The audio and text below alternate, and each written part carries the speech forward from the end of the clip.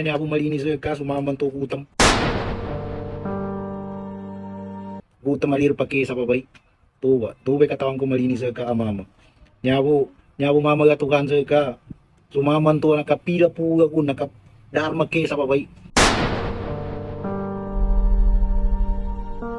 Napapahiya po yung salita na ang akala po ng lahat dahil po siya ay gumagamit ng salitang Maguindanao ay ang akala po ng lahat ay siya po ay Muslim. Hello mga insan, assalamualaikum. Ngayon insan, ayaw ko sanang mag-reaction dito. Pero may mga katanungan din may nag-PM kasi sa akin. Sabi, insan, sa tingin mo ba, ano ba yung ginagawa ng tao na ito? Yung account ba niya kamo, kumikita dahil sa ginagawa niya? O ano yung yan ba yung pamamaraan niya para kumita sa kay Facebook? Yun. Actually, ayaw kong pakialaman ng tao na ito eh. Lalo, ayaw kong mai-flick siya sa aking Facebook. Pero, yun na nga, obligado tayo na sumagot sa mga tanong na kahit anong pa man klaseng tanong yan.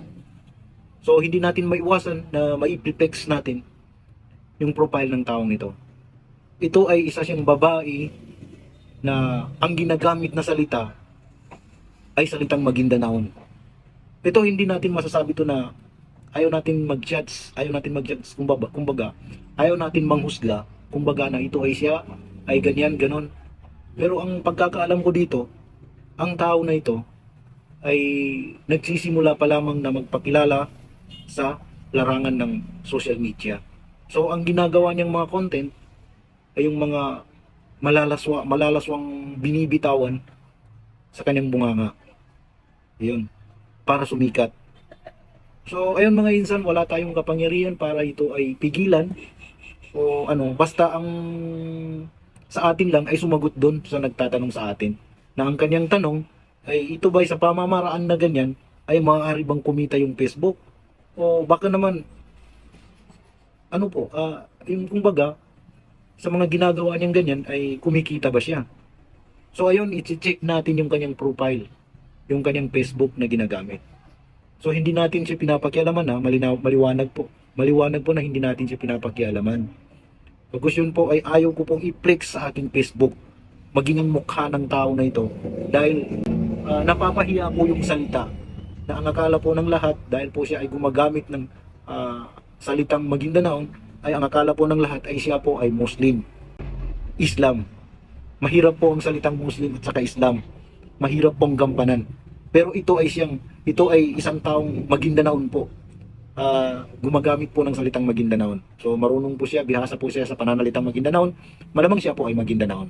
So ayun po, hindi po natin na inuusgahan ito, hindi po natin pinapakialaman, sinasagot lang po natin yung PM po sa atin, katanungan po sa atin na siya po ba sa pamamaraang ganyan ay kumikita o maaaring kumita sa Facebook. Hindi ba magkakaroon ng violation, wala bang magiging violation sa mga ginagawa niya, ay hindi po natin malalaman yon dahil hindi po natin nabubuksan yung kanyang account. Pero base po doon sa kanyang profile, mapapanood po natin yung kanyang mga video, ay masasabi po natin na isa po doon sa mga video niya o karamihan po sa kanyang video ay hindi po talaga pasok sa criteria ni Facebook at wala pong halaga o wala pong katuturan yung mga ginagawa niya kahit na sumikat pa man siya, wala po talagang mapapala sa Facebook.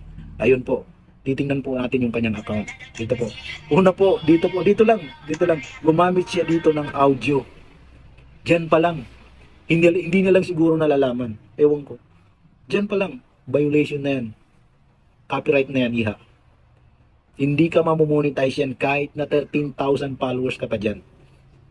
Tinignan ko nga, stream ads nga. Star nga, wala ka eh. Tinan mo. Yan. Yan. Star nga, wala ka eh. Diba? O yan. Star nga, wala. Ads on roll pa kaya, maging ang stream ads. Yan. Yan. Puro copyright yan. Yung ganyang profile. Yan. Hinalukat po natin mga insan. Tiningnan ko po yung lahat po ng kanyang video, yung kanyang nai-upload. Dito, gumamit naman siya dito kitang-kita yung, yan, tiran. Tapos kitang-kita yung mga watermark na TikTok, ganyan. Violation na po yan. Alam mo, masasabi ko lang sa'yo, Iha, kung mapapanood mo ito, wala po. Wala pong silbi yung ginagawa mo. Kahit na sumikat ka po, wala pong silbi yan. Kung hinahangad mo ay kumita, magpasikat sa Facebook para kumita, ay malayo po. Malayo pa po ang mararating mo bago ka kumita. Siguro, ewan ko lang, kung kinakailangan magpakita ka po ng mas masahol pa dyan, wala din po magagawa. Wala din po magagawa yon. Kung balak mo ay magpasikat para kumita sa social media, ay ayusin mo yung account mo. Lalo na yung pananalita mo. Dumami lang naman yung followers mo dyan sa mga malalaswang salita mo eh. Dumami lang yung followers mo dyan. At saka tiningnan ko din yung mga followers niya dito ha. Yan. Yan. Yan. Yung mga followers mo dito, puro ano lang eh.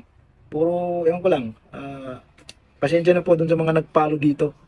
Pasensya na po sa mga nagpalo po dito. Yung mga nagpapalo lang dito, ewan ko, tapos mayroon pa siya dito ano, salita na, yan. Grabe.